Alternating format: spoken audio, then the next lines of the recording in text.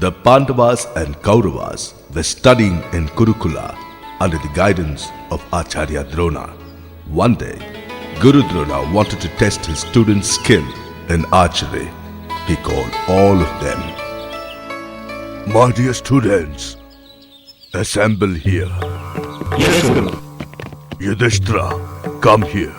Yes, Guru. Aim at the bird's eye. Yudhishthira, tell me, what are you able to see? The bird, O Guru. Alright, move back. You need more practice.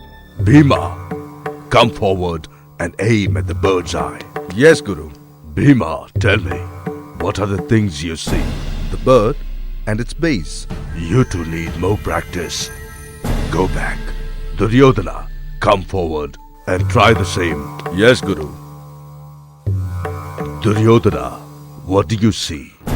The bird, its base, and some clouds, Guru. Your aim is really bad. You need a lot more practice. Arjuna, come here and aim the target. Yes, Guru. What do you see, Arjuna? Eye of the bird, and eye of the bird only. Shoot now.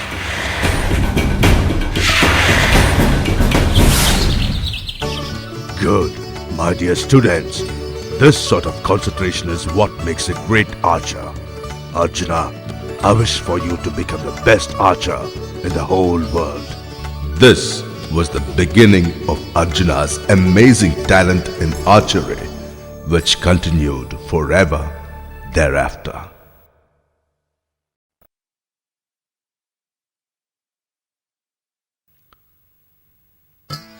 Drupada was the king of Panchala. He had a beautiful daughter named Draupadi and a son Drishtadyumna. The Drupada king was preparing for the Swayamvar of his daughter. In a Swayamvar, the bride can choose her husband from all eligible kings. All kings from near and far were invited. A pole was fixed in the center of the hall. On top of it, a fish was attached, which was kept in rotation. Beneath that, a pool of water was kept, in which the reflection of the fish could be seen. The kings have to aim at using the reflection and shoot the eye of the fish. The Pandavas had also taken part in the Swayamvar. Be seated, my brave kings. I welcome you all to the Swayamvar of my beloved daughter Draupadi. My daughter will be married to the most talented king, the king who shoots the eye of the fish looking at the reflection of the water. Good luck to you all. As per the instructions of Her Majesty, the Swayamvar commences.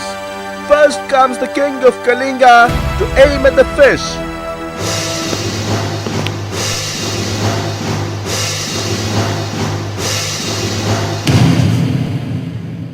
It is now the turn of the king of Mahad.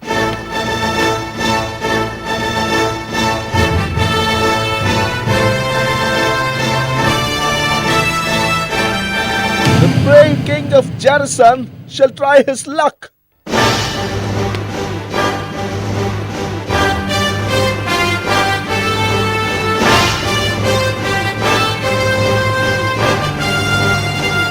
The prince of Anga comes next to try his luck.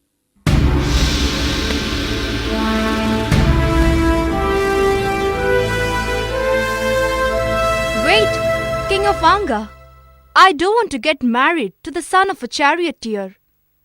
And now it is the turn of the prince of Hastinapur, the elder son of Dhritarashtra, the brave Duryodhana.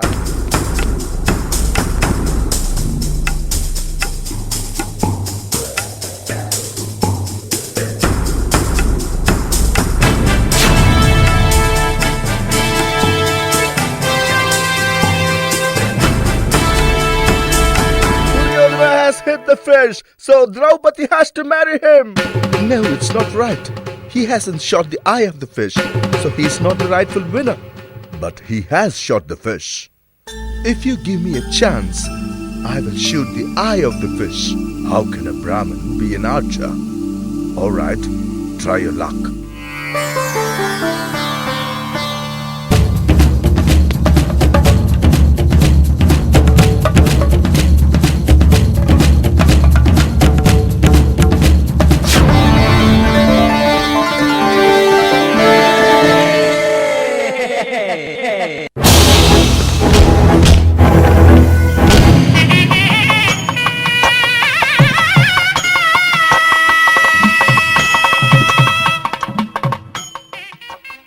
O King, we would now have to go back to our home with your daughter. It would please me if you stay at the palace for a couple of days more. Pardon us, Your Majesty. Our mother is all alone at home, and we should go immediately. All right.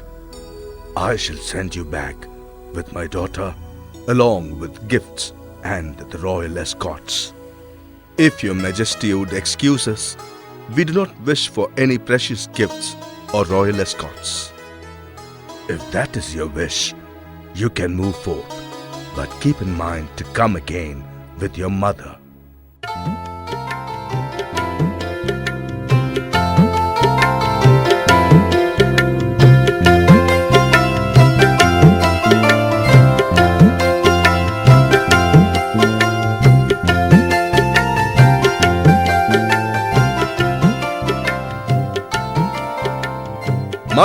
Mother, please come and see what we have brought as alms today.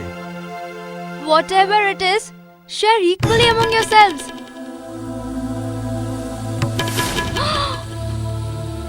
Oh God, what have I said? I made a mistake. What shall I do now?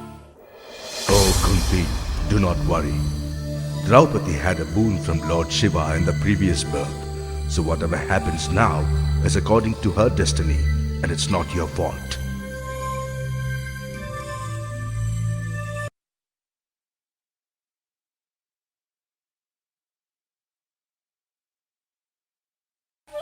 After the Pandavas lost their kingdom at a game of dice, they lived in the Kamyaka forest. One day, Yudhishtra had asked Arjuna to go to the gods to get the divine weapons. So, Arjuna leaves his brothers and Panchali, yielding to his brother's word.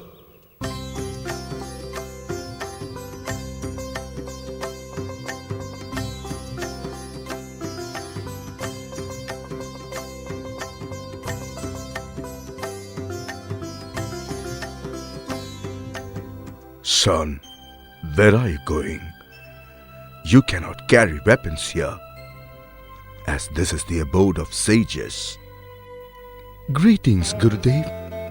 I am Arjuna, son of Pandu, of the Puru dynasty. As a Kshatriya, the weapons are my companions.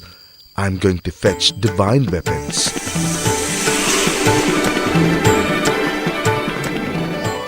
I am Indra, ruler of heaven. I admire your courage. But why do you need the divine weapons? The Kauravas have humiliated us. We want to wage war against them. In order to defeat them, I need the weapons. Okay, my son. In that case, pray to Lord Shiva. Please him in order to get the Pasupatastra. If you can obtain it, getting the other divine weapons will be easy. I wish you good luck.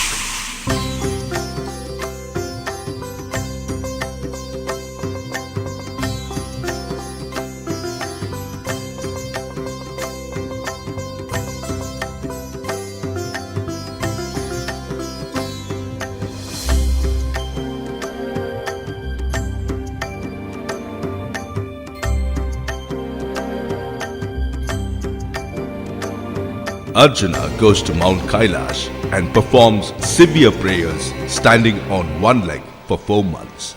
Lord Shiva was pleased, but he wanted to test Arjuna's courage, so he went there as a hunter.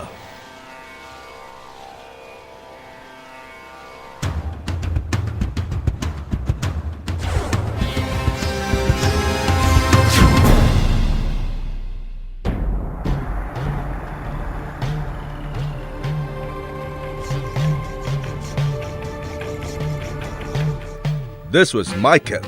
Why did you shoot the bow? Don't you know the rules of hunting? Who are you? I am Arjuna. I shot the bow because it was going to attack me. But how can you kill the boar with an arrow? Now, where is it said that it is wrong to shoot in self-defense?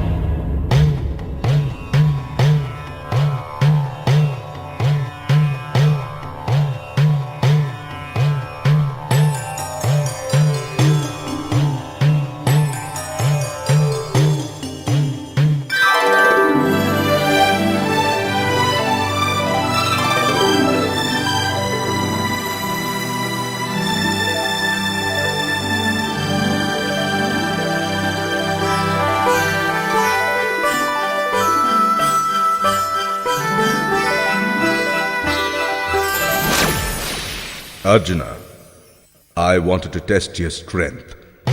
You are very courageous. So, I am going to bless you with the Pasupata Astra. Thank you, Almighty. Please bless me. Arjuna, the Pasupata Astra is a very powerful weapon. It can destroy the whole world, so use it only when there is need. I will teach you how to get back the Astra. I bow to you in reverence.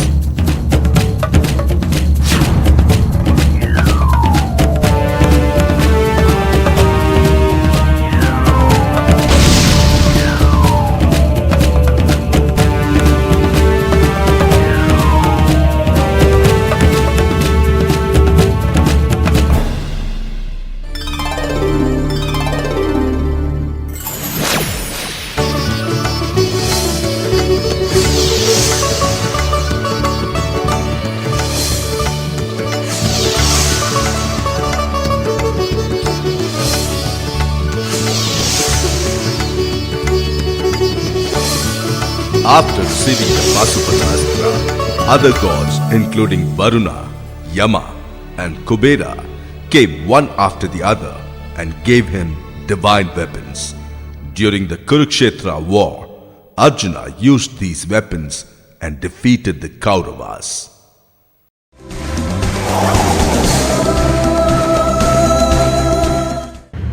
After the wax palace was burnt down, the people of Hastinapur thought that the Pandavas have been killed and the whole city was in deep sorrow.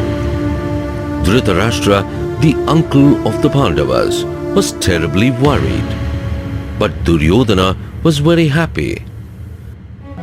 The Pandavas and their mother Kunti safely escaped from the wax palace, but soon they got lost in the forest and didn't know where to go.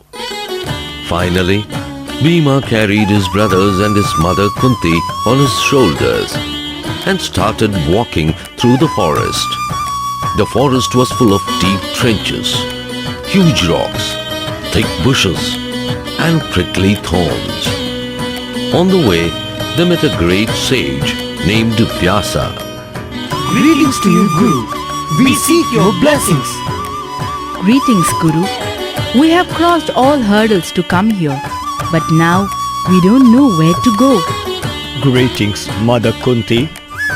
Yudhishtra, what is all this? Where are you going?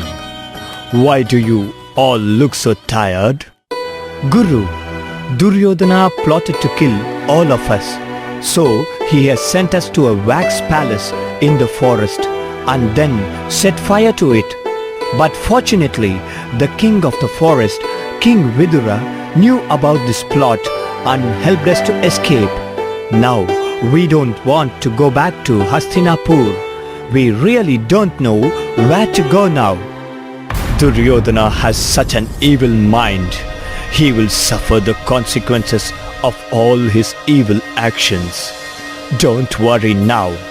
We will find a solution. Guru, please advise us. What should we do? All of you dress like Brahmins and go to the small town called Ekachakra adjacent to the forest. No one will recognize you there. You will be safe there for a few days until you get the right opportunity to go back to Hastinapur. Thank you, Guru. We will follow your advice. Sage Vyasa leaves the forest. The Pandavas, dressed up like Brahmins, with their mother Kunti, reached the town of Ekachakra. They left their mother at home and went from house to house, begging for alms and food. Kunti couldn't bear to see her sons, the rulers of Hastinapur and sons of King Pandu, begging for food. She would weep every day, seeing the sad state of her sons. But they would console her, saying that their day to return to Hastinapur as rulers was close at hand. The Pandavas were living in a Brahman's house. Whatever alms they got from begging, they would distribute amongst themselves.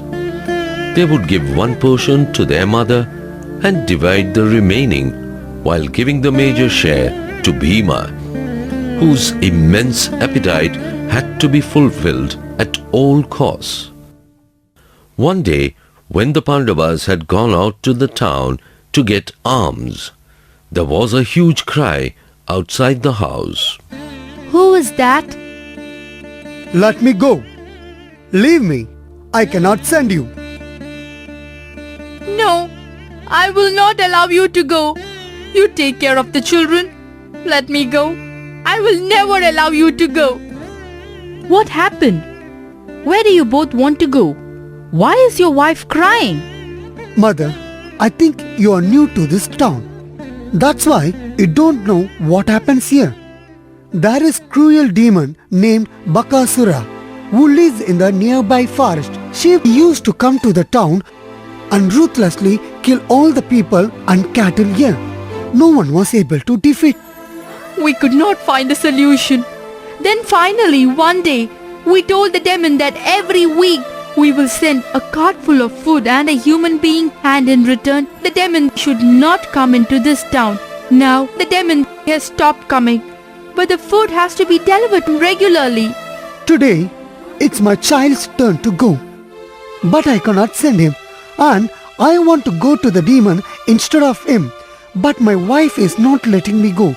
She says she will go instead of me. I don't know what to do, Mother. The man broke down, and his wife and children started weeping. Kunti was shocked to hear this. This is really horrible. We cannot be slaves to this demon. Don't worry. You go back to your house. I will send my son Bhima to the demon. He will take care. Mother, what is this? How can you send your son for our sake? How can you make such a big sacrifice? We can't let you do this. My son knows how to handle the demon. You please return home. Kunti sent the couple home happily. She waited for Pandavas and on their arrival narrated the incident to them.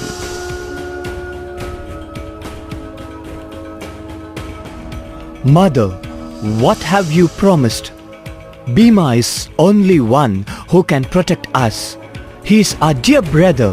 What if the demon eats him up? No one can kill Bhima. He is my son and the son of god Vaayu. He has already killed the demon Hidimba. Don't you remember? He will be safe. Mother, I'm extremely happy. I will get a cart full of food for killing the demon. Please bless me. Let me go. My dear son Bhima, take care. Kill the demon Bakasura and free the people of this town from this bondage. Thank you, Mother. Bhima took a cart full of food in a bullock cart and reached the demon Bakasura's place. After seeing the food, Bhima couldn't control himself. He began eating the entire demon's food.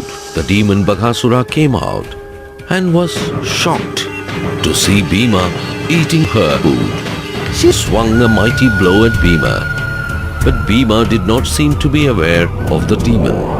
He continued eating happily. Then the demon pounced on Bhima, intent on killing him. Bhima struck her with a heavy blow, and the demon went flying. After finishing his food, Bhima threw Bakasura down, put his foot on the chest and broke her bones. The demon gave a loud roar and died.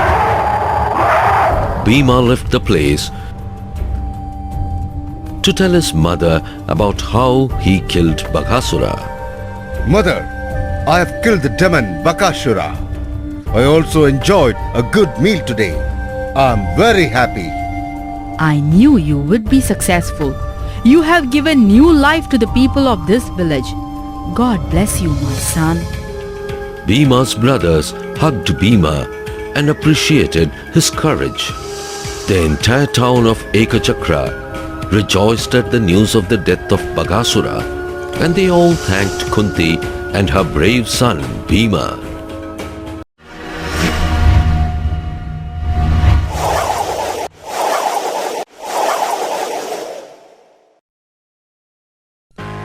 Long, long ago in ancient India,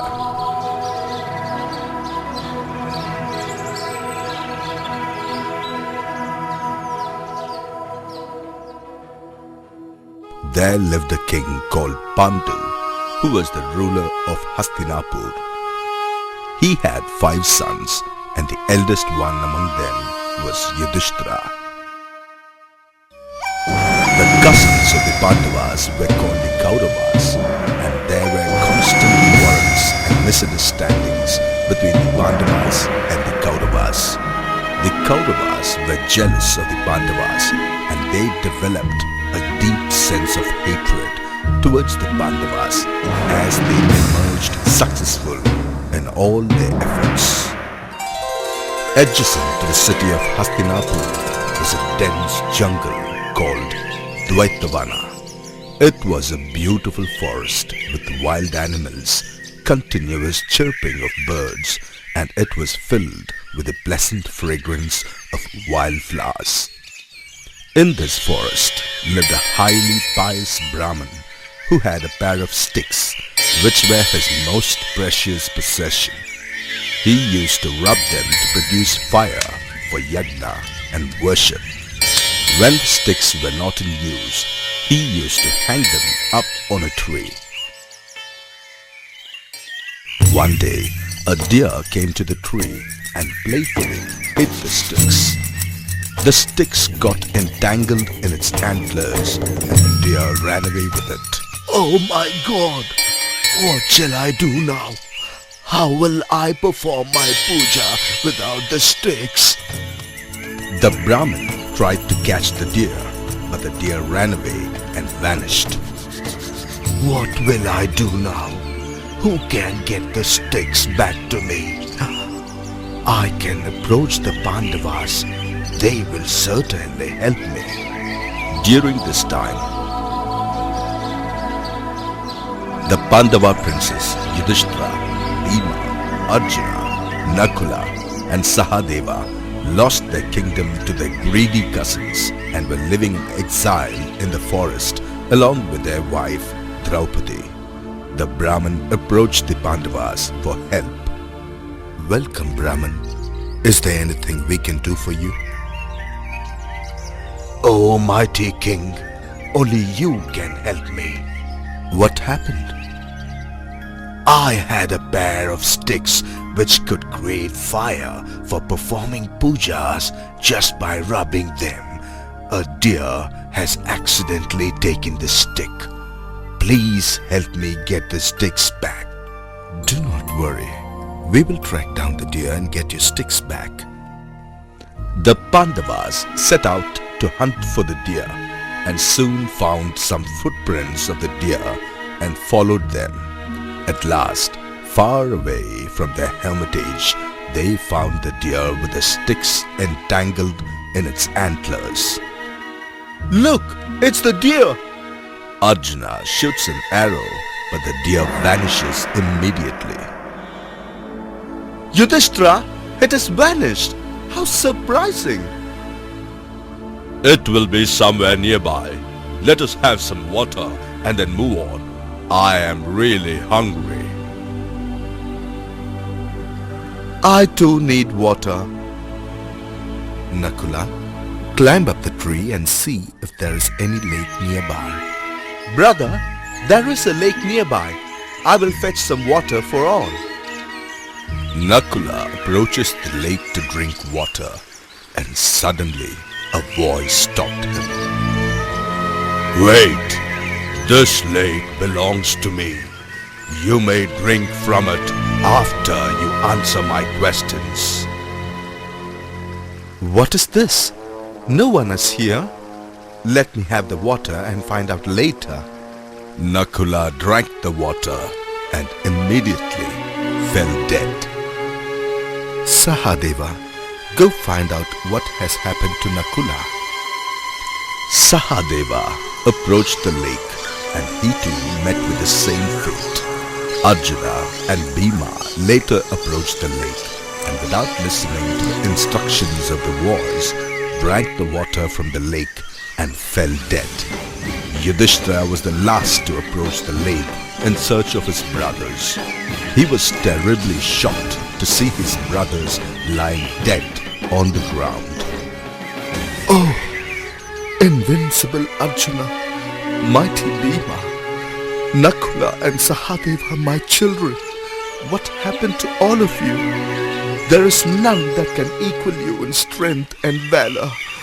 There are no weapons and no sign of struggle. What will I do now? Yudhishthira went to the pond to quench the thirst, and a voice stopped him. I am the crane who owns this lake.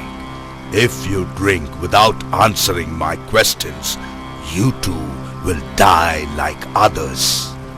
My brothers could not be killed by Asuras or Devas. Tell me who you are. And Yaksha appeared before him. Oh Yaksha, ask your questions and I shall try to answer them. What makes one a true Brahmin? Birth, conduct, or learning? It is his behavior that makes one a Brahmin. What surprises you most? Day after day, countless people die, yet the living wishes to live forever. How do you become rich? How do you become happy? If you are bent in lust, you will be rich. If you are bent in desire, you will be happy. Your answers have pleased me. I can make one of your brothers to regain their life. Whom do you want? Nakula, my lord. Why Nakula? Why not Bhima or Arjuna? Nakula is only a stepbrother. My father had two wives, Kunti and Madri. I, the son of Kunti, am alive. Let one son of Madri too be alive. I am pleased with your righteousness. All your brothers shall come to life.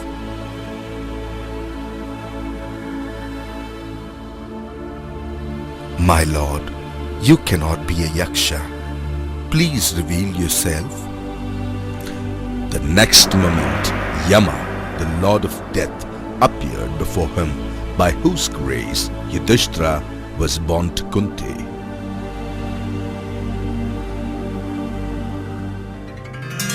Yudhishthira, I am Yama. I wanted to test you. I took away the Brahmin sticks in the form of deer to draw you to this spot. Here are the sticks. Ask me for whatever you want. Lord, may I never succumb to lust and anger. May I always be devoted to virtue and righteousness. You are an embodiment of Lord Dharma. You will always be noble. Yama vanished, and the Pandavas returned the stick to the Brahmin. I shall ever be grateful to you, my Lord. Thank you. Yudhishthira and his brothers leave for the hermitage.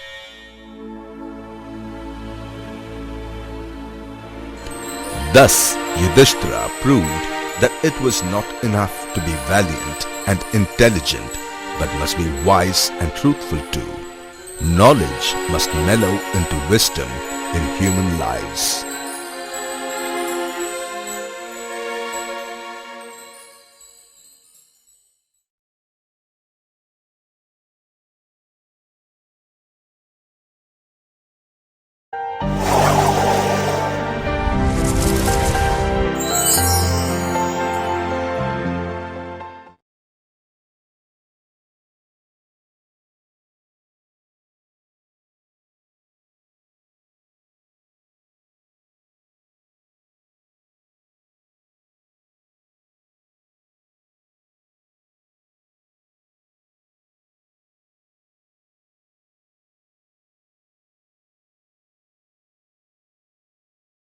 Draupadi, the wife of the great Pandavas, was as renowned for her beauty as she was for her iron will.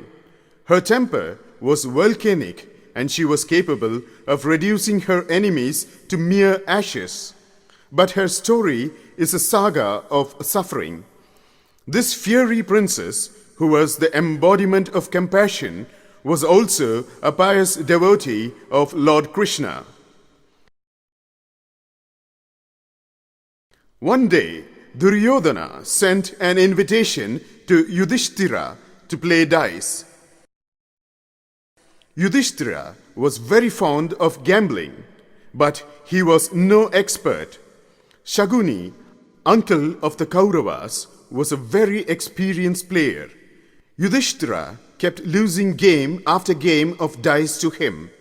He bet his chariots, horses, and elephants as stakes and lost them.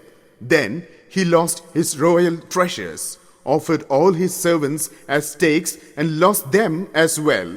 And finally he lost his kingdom too. He and his 4 brothers became the slaves of the Kaurava king.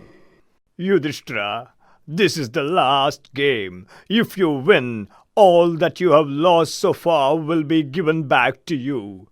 Offer Draupadi as the stake, win back your kingdom and everything else that you lost. Yudhishthira was drunk with the excitement of gambling. He did not stop to think about the consequences of his actions for a second. Throw the dice. Let me try for the last time. If I win, I will take back everything. Duryodhana, roll the dice. Unfortunately, even this time, luck did not favor Yudhishthira. Ha ha ha! We have won yet again. You slave, send your wife in here.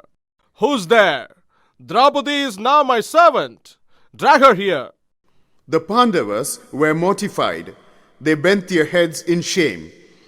Yudhishthira knew what had happened was entirely his fault, and he was besieged by guilt. But by then it was too late for regrets. Draupadi was in her queenly apartment. Princess, Yudhishthira has lost you in a game of dice, and Duryodhana has won. So now you must serve in Dhritarashtra's palace. When she heard this, Draupadi almost fainted. How can anyone offer his wife as a stake in any gamble? If Yudhishthira had lost himself earlier, then he had no right to offer me as a stake. Did King Yudhishthira first offer himself or me as a stake? Find out and come back. The messenger returned to the court. Hearing his words, Duryodhana was very angry. A servant woman does not have the right to ask these questions. Dushasana, bring her in here. Go and drag her here by her hair. Dushasana dragged Draupadi by her hair to the royal court.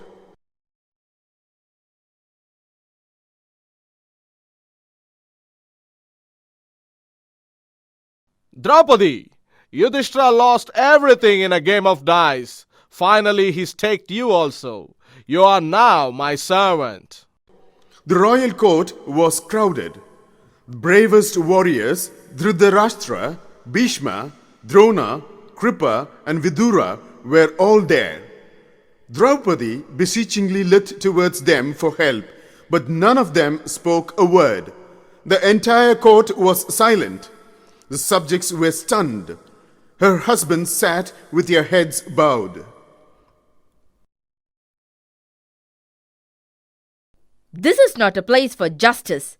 Where righteousness and justice do not exist, it ceases to be a court. It is a gang of robbers. Stop talking, servant. I will burn the hands of Dushasana. Do not disgrace the royal family of the Kurus. Dushasana, a servant has no need for queenly robes. Snatch her sari. Dushasana began to pull at her sari. Draupadi's weeping and wailing would have moved a stone to mercy. She begged all the elders to protect her. To be dishonored in this way is a fate worse than death. Please save me. My father had faith in the strength of your arms and gave me to you. In an open assembly, I am being dishonored.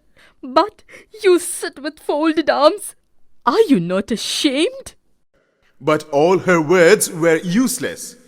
She was the daughter of King Draupada. She was the wife of the Pandava heroes who had defeated all other kings and performed the great Rajasuya sacrifice. But when she was insulted and dishonored in open court, there was no one to protect and help her. Oh Lord Krishna, you are always kind to your devotees. I beg of you, please do not forsake me like everyone else has done. You are my only savior. She closed her eyes and meditated on Lord Krishna. Krishna! Krishna! Krishna! Then a miracle took place.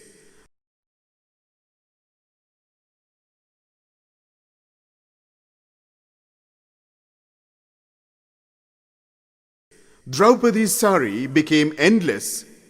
As Dushasana kept pulling her sari, it kept getting longer, and the heap on the floor kept becoming larger and larger. Soon Dushasana's hands were tired. So what if your sari has become endless? You are a servant in my palace. Duryodhana, if you make me sit on your lap, you will die with a broken thigh. On this day, I will take an oath. I will not tie up my hair until you get punished for this sin. The court trembled at her terrible oath. The earth shook.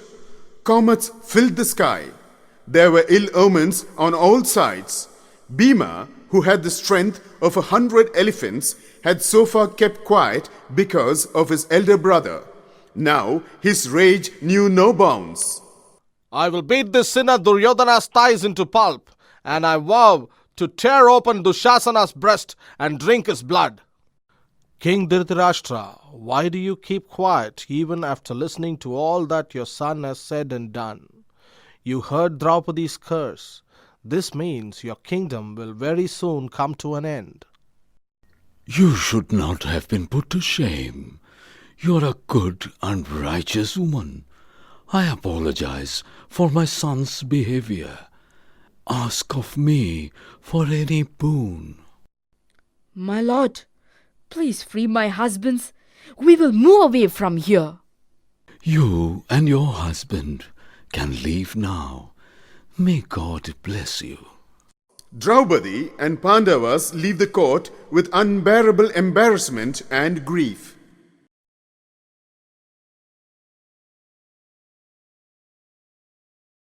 Karna comes to know of Guru Parshuram and wants to join him as his disciple.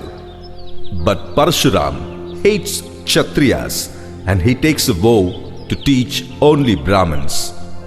Karna, without revealing his identity as a person of low caste, joins Guru Parshuram as a student. Come here, my boy. Yes, Guru. Throw the pole. Yes, Guru.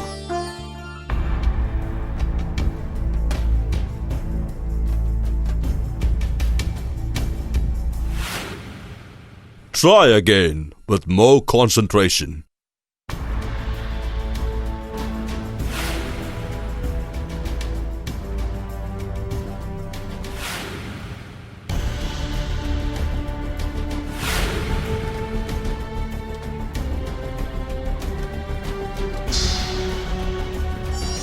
Come here and practice archery.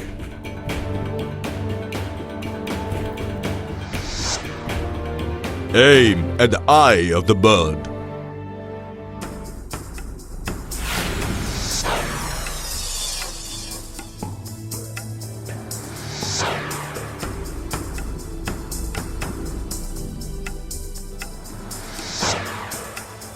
Okay, my boy.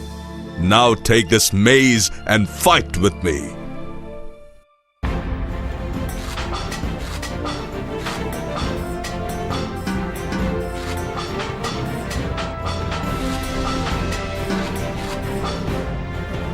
Okay, take the sword now.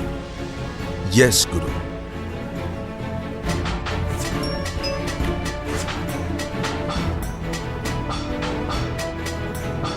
Karna, today we stop the class with this. I am tired and wish to take some rest. Okay, Guru. You can sleep under the tree.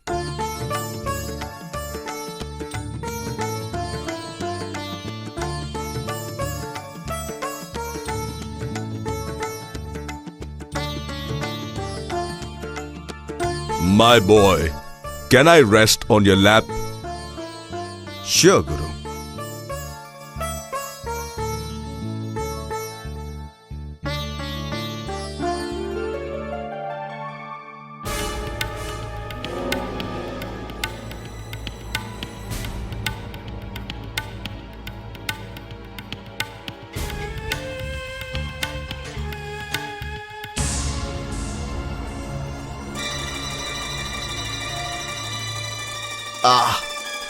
This pain is unbearable, but I will not disturb my Guru.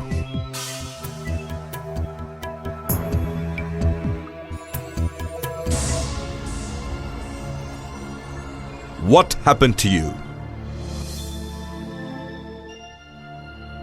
Guru, when you were asleep, a bee bit my leg. Why didn't you wake me up? How were you able to bear the pain? Only a Kshatriya can bear such pain. Tell me the truth. Who are you? Tell me. I am the son of Adhiratha, a charioteer. I am a Sutaputra. Forgive me, Guru. I don't need any of your explanations. For deceiving me, you will forget your skills when you need it the most.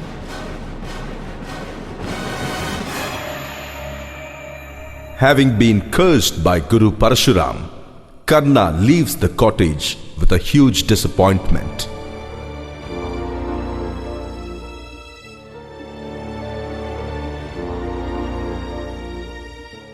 On the way, he sees an animal behind a bush,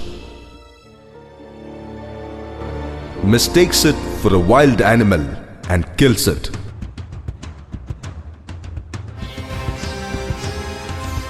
Later, He understands it is just a cow.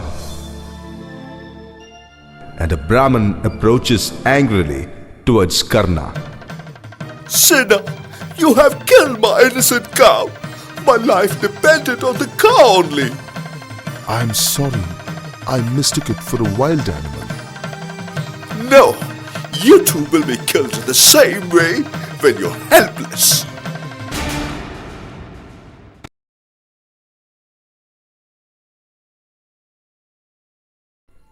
Karna, or Radeya, is highly generous. Lord Indra wanted to get the earrings and armor of Karna, which will enable the Pandavas to kill Karna without difficulty. Karna had come to know of Indra's plan from Lord Surya.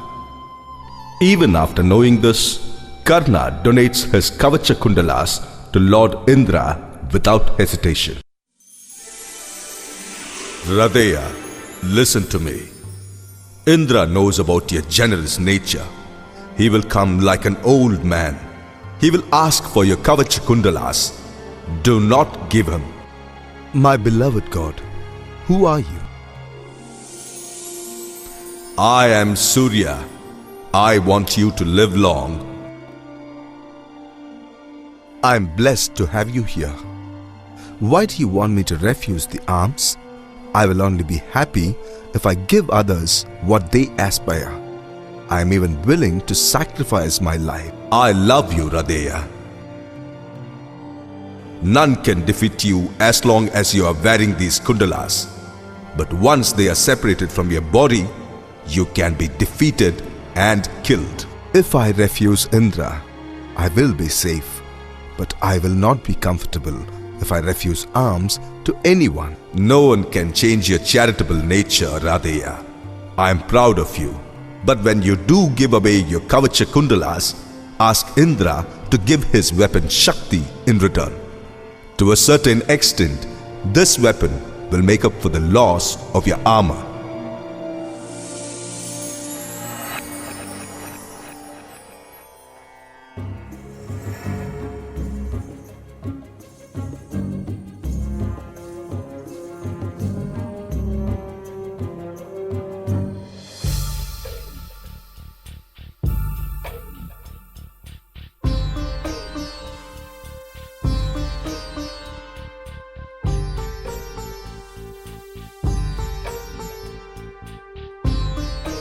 Radeya.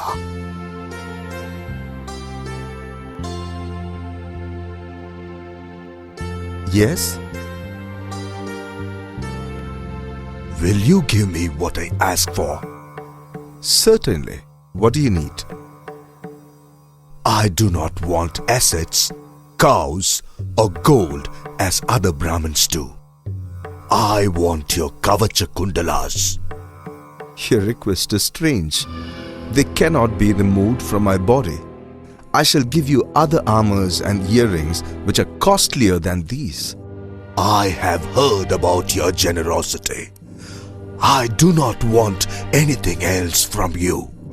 If you are really as generous as you are reputed, cut them away and give me. My lord, I know you are Indra. You know very well that I will be giving away my life. I am pleased and honored that Lord Indra is accepting a gift from me. I am proud to give you my life.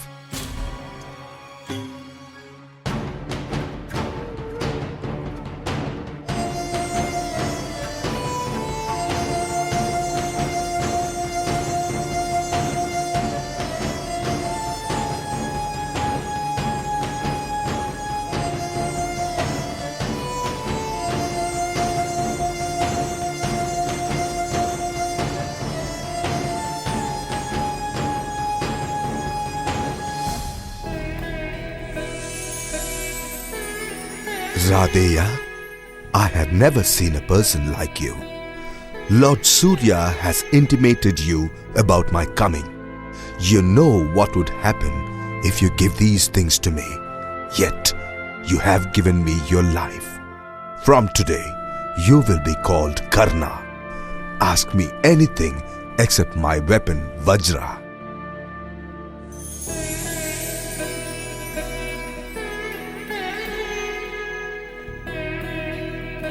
My lord, to receive anything in return is not good, but I have decided to ask something from you. I request your weapon, Shakti.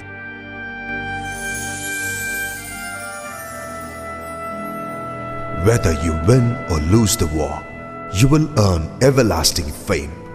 You shall be remembered ever as the greatest donor of all times. I shall gladly give you my master weapon Shakti. Now, I must leave. The heavens showered flowers on Radeya. Indra went away with Karna's life, yet he granted him eternal life.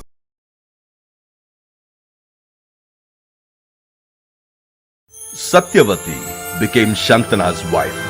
Satyavati and Shantana left the kingdom to Bhishma and lived happily. Satyavati gave birth to two sons, Chitrangada and Vichitravidya. But after some time, Shantana died. Satyavati was in great grief. She entrusted her two sons to Bhishma. He accepted the responsibility as a sacred duty. Bhishma trained his brothers in learning and statecraft. Chitrangada was the eldest son of Satyavati. Mother, Chitrangada has grown big to be the ruler. If you permit, he can be crowned. My son, my boys are entirely under your care. Their welfare is in your hands. Make Chitrangada king if you wish. Chitrangada was crowned, but he was not destined to rule long. He was killed in war. Satyavati was shattered. With Satyavati's consent, Bhishma put Vichitravidya on the throne. Vichitravidya was now of age and was to be married. Bhishma thought that the three daughters of the king of Kashi should marry him.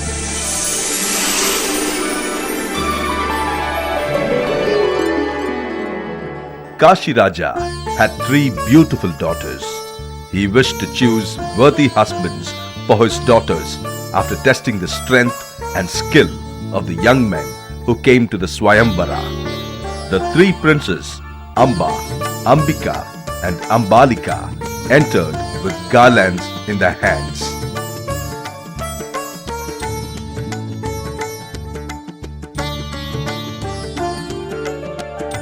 Bhishma had sworn that he would never marry, hadn't he? And here he is. Shame on him. Bhishma's anger burst like a thunder. His eyes were aflame with anger. He roared like a lion.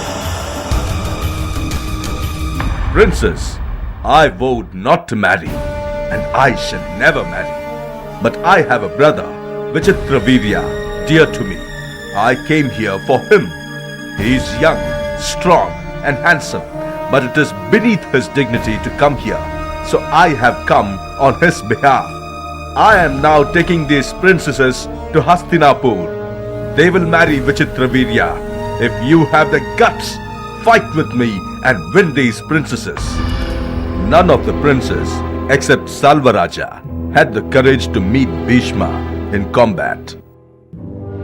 Bhishma, you are not the only warrior here. Face me if you have the courage.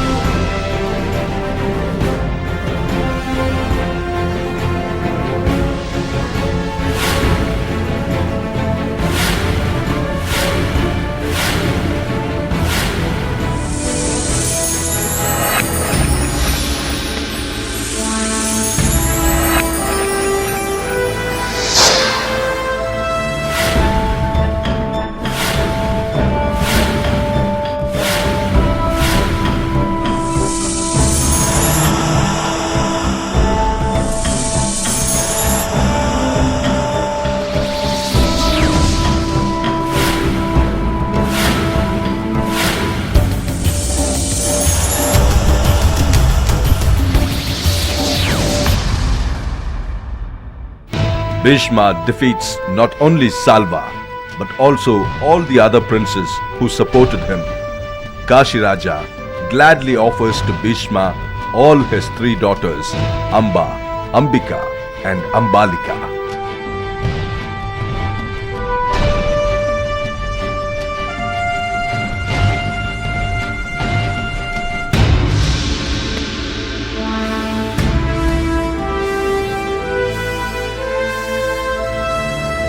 I love Salvaraja and I want to marry him. I grant you freedom. Marry Salvaraja and be happy. May you prosper. Salvaraja, I love you and I've come to marry you. Bhishma has defeated me. You now belong to him. How can you utter this? Where will I go?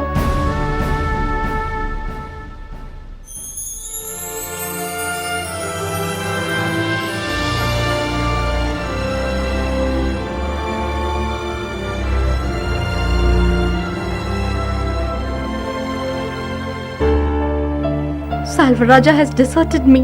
My father will not take me back. None can help me other than you. Please do not disappoint me. You have always thought of Salvaraja as your husband, so he should marry you. I shall ever be a bachelor. I cannot change my vow, and you cannot marry Vichitravirya. I feel sorry for you, but none of us can change your fate. Amba was dejected.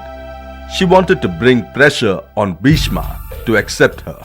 She thought of a plan and approached Parashurama, Bhishma's guru. Parashurama took pity on the poor girl. He went with her to Bhishma. Parashurama explained to Bhishma why he had come.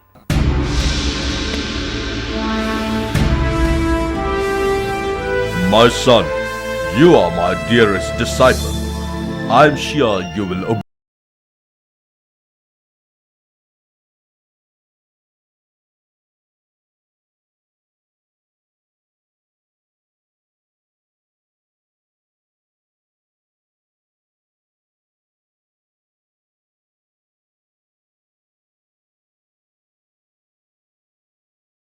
Parashurama, who has exterminated many warriors. My master, I know that very well. But Bhishma, the great warrior, was not born at that time. Parashurama could not check his anger.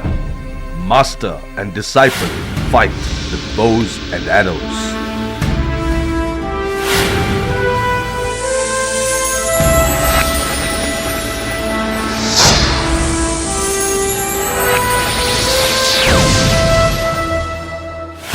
I shall be disgraced if my master is defeated.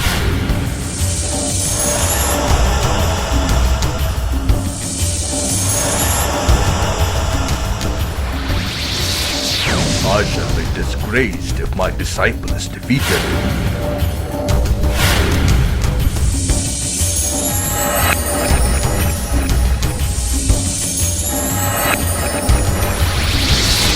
Parashurama was overjoyed that Bhishma had mastered archery so well. Defeat at the hands of a disciple like Bhishma makes a master proud, he said to himself.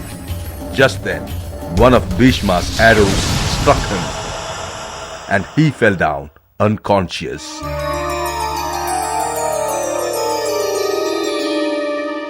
Oh, I have been a traitor to my master. What a sinner am I. Let me die. Parashurama regained consciousness. He embraced his disciple and praised him. My beloved Bhishma, I am not angry that I have been defeated. Defeat at the hands of a disciple like you is a privilege to the master. No warrior can defeat you. You have kept your vow. I bless you. Thank you, Guru, for all your kindness. Bhishma kept up his promise. Princess Amba leaves in distress.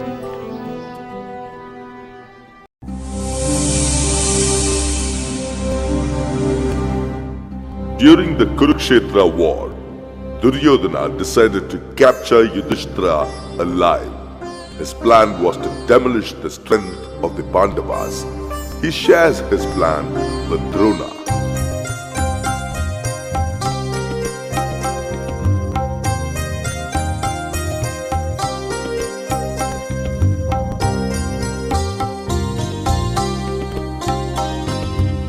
My great Guru, greetings.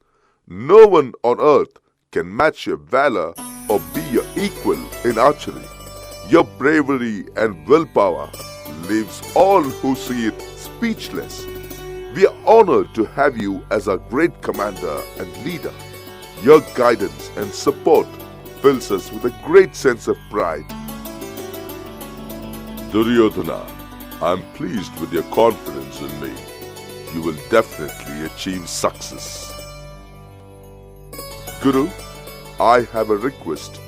I want you to capture Yudhishthira alive. I don't want him to be killed. Duryodhana, I am very proud of you. I promise that I will capture him alive and bring him to you. Thank you, Guru. By capturing Yudhishthira alive, we can control the Pandava army. If he is alive in our custody, Arjuna will lose his concentration and then he will lose his strength.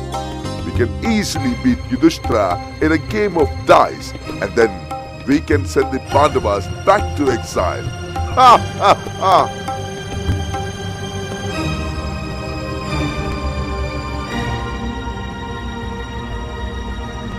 I should not have given this commitment. On the 12th day of the Kurukshetra war, Drona fights like a young hero. Bloodshed and headless bodies abound everywhere. No one is able to face Drona. He is a terror to the Pandavas, and his only aim was to capture Yudhishthira alive.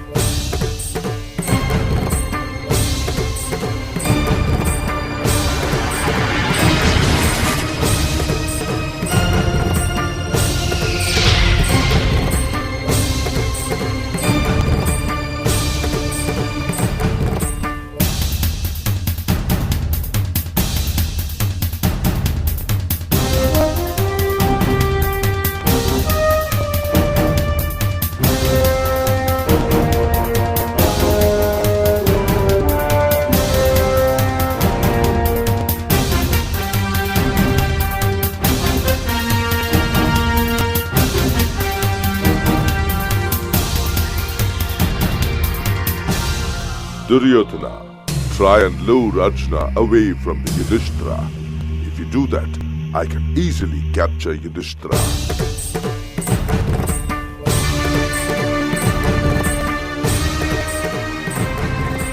Drona attacks Yudhishthira by hailing him with arrow. Yudhishthira is not able to withstand Drona's attack.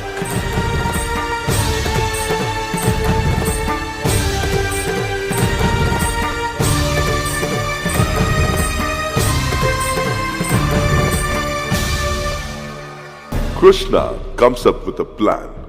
He knows that Drona cannot be killed by righteous means. So he tells Bhima to announce in the battlefield within Drona's hearing that Drona's son Ashwatthama has been killed by Bhima. However, Arjuna is against this idea.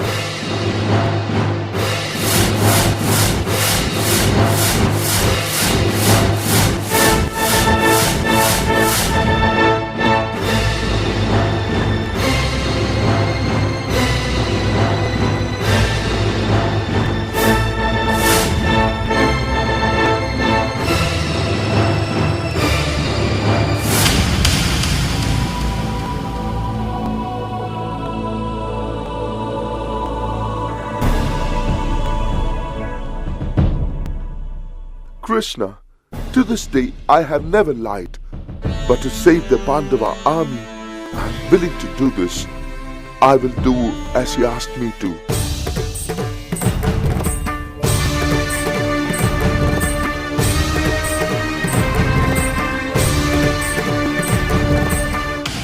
Ashwatthama has been killed! Ashwatthama has been killed! Yudhishtra, I believe you. You never lie, no matter what the consequences. Is it true that Ashwatthama has been killed? Yes, Guruji. Ashwatthama is dead.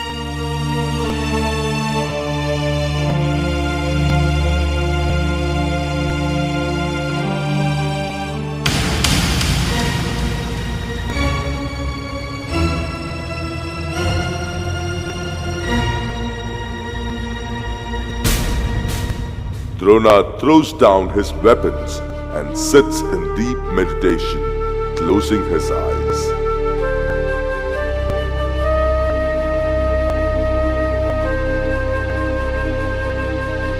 I will kill him! Do not kill him! Stop this! Don't kill him!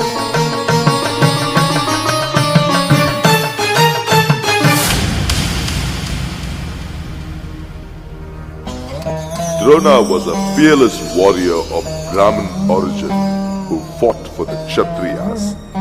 No Kshatriya was able to face Drona and defeat him.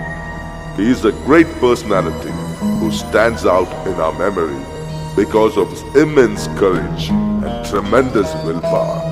He was not bothered with caste or community and the restrictions imposed by it. He proved to the world that even a common man with good principles can achieve outstanding success if he has the strength of mind and the willpower to achieve it. A noble individual whom we all should emulate.